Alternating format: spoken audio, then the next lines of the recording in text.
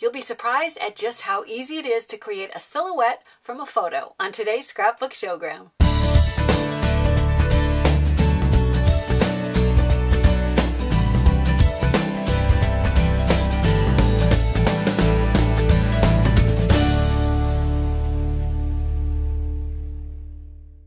Hi, I'm Sandi Genovese and welcome to the Scrapbook Showgram.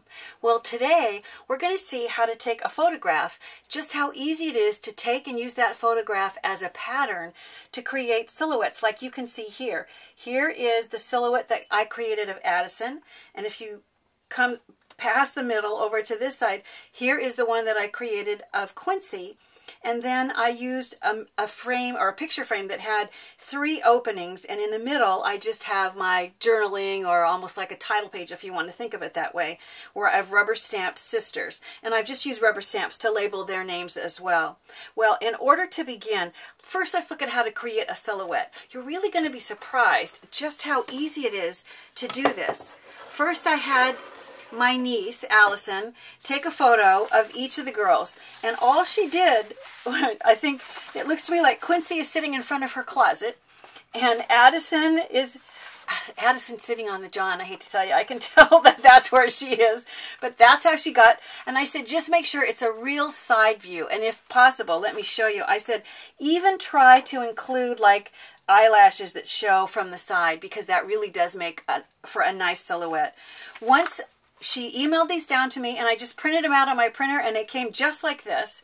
Then I took tracing paper or vellum, whichever you happen to have handy. And here is, I laid it right over the top, and it may not be obvious in this light. You may not be able to see it really clearly, but when you hold it up to a window in your house, it's really simple to trace the silhouette. And you just, if there's really places in the hair, you can see that I had to just freehand because she didn't quite give me the bottom of her hair. And when I take Quincy over here, I'll set this down, and you can see when I lay this over the top to be able to trace the outline of her. Some of the things that happened were that her hair was, I needed to go a little bit off the bottom, and it was a little bit wispy, so I chunked a little of the curls up just to give you the idea.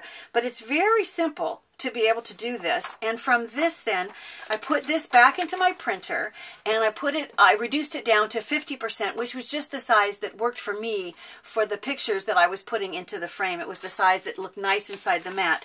So when I shrunk it down, I ended up with these 2 images that you see here.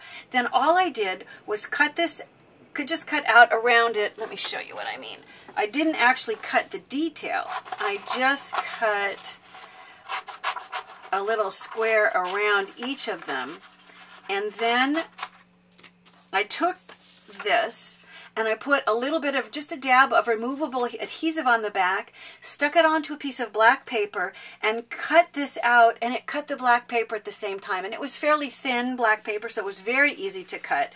And that resulted in these nifty silhouettes. Amazing, but simple. Well, when I got ready to try to mat it, I wanted to do kind of an unusual color of green. I looked all over for the paper. I couldn't find it, but I discovered it's really simple to make your own with rubber stamp ink pads. So I'm going to move this for now a little bit out of my way if I can, and I'll pull this over and I'll show you. These are from Sukanyiko, and they're called chalk ink pads, and they work wonderfully when you go just direct to paper. So I'll move these out of the way, and I'll show you.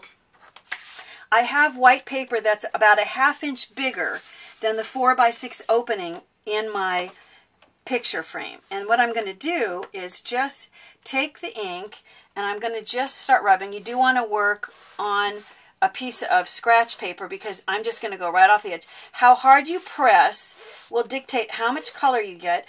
Before I get too far, I want to add in some other color. It's almost like